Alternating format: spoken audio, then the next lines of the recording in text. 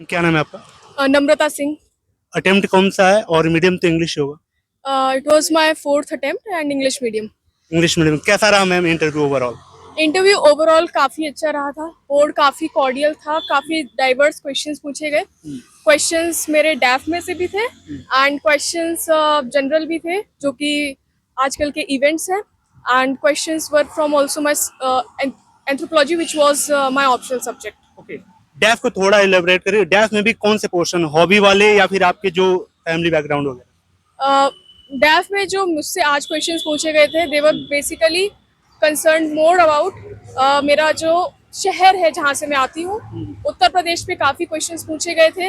And उसके अलावा मेरा जो एंथ्रोपोलॉजी सब्जेक्ट है उसमें पूछे गए थे, एंड कुछ एक्टिविटीज़ जिसमें मैंने पार्ट लिया था और मेरी हॉबीज़। तो फोर्थ अटेम्प्ट में मैम इस बार ही आपने इंटरव्यू में अभी आई या फिर पिछले भी इंटरव्यू? हाँ, पहले सेकंड जो अटेम्प्ट था मेरा उसमें मैं इंटरव्यू में आई थी। मेंस और इंटरव्यू के बीच का जो टाइम ड्यूरेशन था, इसका यूटिलाइजेशन कैसे किया आपने? मैं ऑलरेडी ट्रेनिंग में हूँ डिप्टी कलेक्टर यूपी पीसीएससी में, तो उस वजह से मैं इतना ज़्यादा टाइम दे नहीं पाई थी। फॉर सम टाइम मेरा अखबार भी थोड़ा सा स्किप हो गया था, but after I got the result on 8th December I think, उसके बाद मैंने थोड़ा सा कैचअप करने की कोशिश की थी। एंड आज पहले दिन ही मेरा इंटरव्यू हो गया, तो अच्छा भी लग रहा है and I am now tension free. अब तक का कितना आपने मॉक इंटरव्यू दिया हुआ है और मॉक इंटरव्यू का जो एक्सपीरियंस रहा है उससे कितना अलग रहा है ये एक्सपीरियंस? मॉक इंटरव्यूज की अगर मैं बात करूं, मैंने 3 ऑफलाइन मॉक इंटरव्यू दिए थे और एक ऑनलाइन मॉक इंटरव्यू दिया था। तो हर एक मॉक इंटरव्यू में कुछ एस्पेक्ट्स को टच किया गया था, कुछ को नहीं किया गया था, एंड काफ़ी वेरिड फीडबैक मिला था मुझे। एंड उसके बेसिस पे मैंने अपनी आपकी जो कवरेज थी वो काफ़ी इम्प्रूव करने की कोशिश की थी। इवन टिल लास्ट डे मैं थोड़ा बहुत अपने आप पे इम्प्रोवाइज कर ही रही थी। एंड अगर मैं यहाँ का बात करूँ तो मुझे लगा थोड़ा सा बोर्ड ज़्यादा कॉर्डियल था। They were smiling and laughing all the time and they made me very comfortable at the very start. Chairman भी बहुत वार्म थे, सो आई वुड से कि काफ़ी कॉर्डियल रिस्पॉन्स था। तो मैम थोड़ा प्री को कवर करते हैं। प्री आजकल की सबसे बड़ी बाधा हो चुकी है, तो 2024 और 25 वाले के लिए वो क्या रोड मैप है जो अभी फिलहाल 6 महीने 5 महीने रह गए हैं उनके लिए? अगर आप प्री की बात करोगे तो काफ़ी ज़्यादा क्वेश्चंस जो होते हैं वो मुझे लगता है कि ज़्यादातर करंट अफेयर्स से आते हैं। लाइक करंट अफेयर्स पे एक बार आई रखोगे तो आपको अपने आप एक अंडरस्टैंडिंग डेवलप हो जाएगी कि इम्पोर्टेंट क्या है, और उसके बाद आप अपने स्टैटिक जो सब्जेक्ट्स हैं उनको अप्रोच करो। मैं कंसीडर कर रही हूँ कि आप लोगों को स्टैटिक की थोड़ी अच्छी बेस अच्छा होगा ताकि आप करंट अफेयर्स अच्छे से समझ लो। तो अगर आप करंट अफेयर्स के हिसाब से अपना स्टैटिक पोर्शन रिवाइज करते हो तो even till the last moment आपको ये टेंशन नहीं रहेगी कि मेरा कुछ छूट गया है, क्योंकि हर चीज़ कॉम्प्रिहेंसिवली चल रही है। आप स्टैटिक भी कर रहे हो, आप करंट भी कर रहे हो, तो कोई बर्डन भी नहीं रहेगा। तो लास्ट मोमेंट पे तो सबसे अच्छा यही रहता है कि आप थोड़े कूल रहे, तो उसके लिए होता है कि आप पूरे टाइम अच्छे से पढ़ते रहें। तो कंसिस्टेंसी इज़ अनदर की। और उसके अलावा जिस दिन आपका पेपर आता है उस दिन आप कितने अच्छे पोस्चर में है ये बहुत ज़्यादा डिपेंड करता है, क्योंकि जो अनप्रडिक्टेबिलिटी है क्वेश्चंस की, आप कितना भी पढ़ लें वो ज़रूरी नहीं है कि आपने जो पढ़ा है उसमें से आएंगे। तो वो डिपेंड करता है कि आप उस टाइम पे कितना सोच पा रहे हो। तो उसके लिए बहुत इंपॉर्टेंट रहता है कि जब आप अपने टेस्ट सीरीज़ वगैरह सॉल्व कर रहे हो तो आप लिमिटेड टाइम में टेस्ट सीरीज सॉल्व करो, और बिल्कुल ऐसा एनवायरनमेंट क्रिएट करो जैसे कि आप यूपीएससी का ही एग्ज़ाम दे रहे हो। ट्राई कि आप 1.5 घंटे में टेस्ट सॉल्व कर लो और कोई ब्रेक ना लो बीच में। और सेकंड जो डिफ़िकल्टी लगती है मुझे प्रीलिम्स में वो सी सेट की है। जो मेरा थर्ड अटैम्प्ट था उसमें मैं सी सेट की वजह से क्वालिफाई नहीं कर पाई थी, एंड द रीज़न वॉज कि मैं बहुत ज़्यादा ओवर कॉन्फिडेंट थी, क्योंकि उससे पहले जो सी सेट पेपर था वो सिंपल आया था। और सी सेट में भी इतना कोई बड़ा इशू नहीं रहता है। सी सेट में ज़्यादातर इशू होता है आप कितनी ज़्यादा प्रैक्टिस करते हो।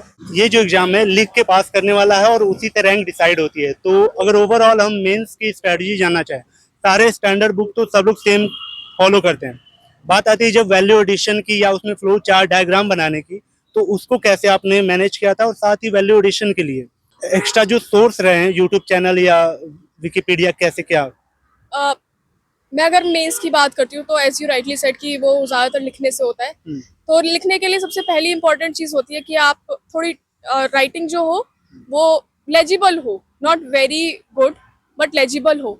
उसके अलावा स्टैटिक जो पोर्शन होता है वो सभी का कॉमन होता है, बट जो मार्क्स डिटरमाइनिंग वाला फैक्टर होता है वो होता है आपकी वैल्यू जो आप ऐड करते हो।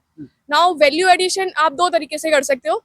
पहले जो मैं अप्रोच सोचती थी वो थी कि मैं एंड के ईयर में जब कोई एक फाइनल एक मैगजीन आएगी, जैसे जैसे मेंस 365 आती है, तो मैं उससे वैल्यू ऐड कर लूँ। बट वो मुझे लगा ओवर टाइम कि वो इतना ज़्यादा यूज़फुल नहीं रहता है।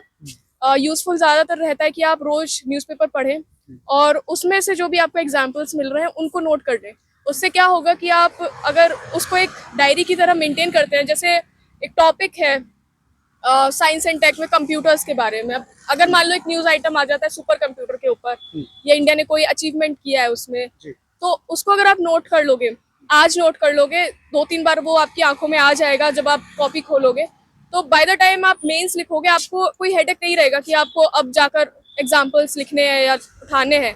वो आपके दिमाग में रोप्ड इन रहेंगे एंड बिल्कुल एक स्टोरी की तरह वीव रहेंगे, और जितना भी आपका एनालिटिकल पार्ट आता है उसमें आप कहीं पे भी उनको यूज कर सकते हो। मैम आपका अभी आप एचडीएम है, अगर बात करें पीवाईक्यू वर्सेस मॉक टेस्ट, क्या कहना चाहेंगे? सी पीवाईक्यूज को आप गाइड की तरह ले, बिकॉज उससे आपको पता चलता है कि कितने डेप्थ में यूपीएससी क्वेश्चन पूछ सकता है, Theme कहाँ क्या है? कहाँ पर वो घुमाने की कोशिश कर देते हैं। लाइक एक छोटा सा वर्ड होगा और वो शायद जो नया इंसान दे रहा है यूपीएससी, वो उसको नहीं पता होगा कि यहाँ पे भी वो घुमा सकते हैं, तो आप एक बहुत ही सिली मिस्टेक करके आ सकते हो एग्जाम में। तो अगर आप पीवाईक्यू को गाइड की तरह लोगे तो काफी अच्छा रहेगा। बाकी जो मॉक्स होते हैं उनकी इंपॉर्टेंस होती है कि आपकी जो पूरी सिलेबस है वो कवर अप हो जाएगा, रिवीजन अच्छा हो जाएगा एंड टाइम मैनेजमेंट में भी काफी। कंप्लीटली पीटी ओरिएंटेड हो जाना चाहिए या फिर 1-2 बार जो अटेम्प्ट दे चुका है उसे अभी 1-2 महीने और मेंस पे दे सकता है?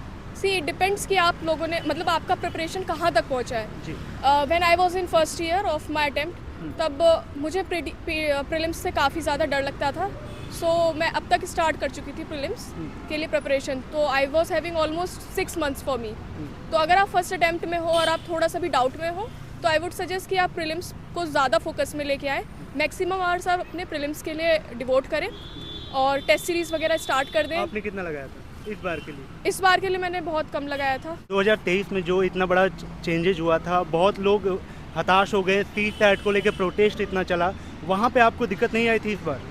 सीसेट का मैंने बताया था कि इससे जो लास्ट अटेम्प्ट था उसमें मैं सीसेट की वजह से रह गई थी, तो इस बार मैंने काफ़ी ध्यान दिया था, मैं प्रैक्टिस करके आई थी। ऑल्दो मेरा इंजीनियरिंग बैकग्राउंड है, तो उसके बाद भी मैंने काफ़ी एटलीस्ट आई गेव 2-3 वीक्स कि मैं सीसेट के क्वेश्चंस अच्छे से लगा लूँ एंड जो प्रीवियस ईयर के क्वेश्चंस थे उनको भी देख के आई थी।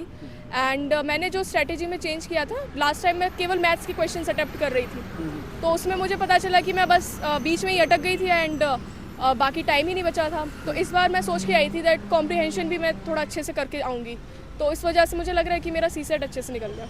Wish you all the best ma'am, और मैं उम्मीद करूँगा कि अगली बार जब आपका इंटरव्यू आए तो एक टॉपर के रूप में आए यूपीएससी में, तो wish you all the best. Thank you so much.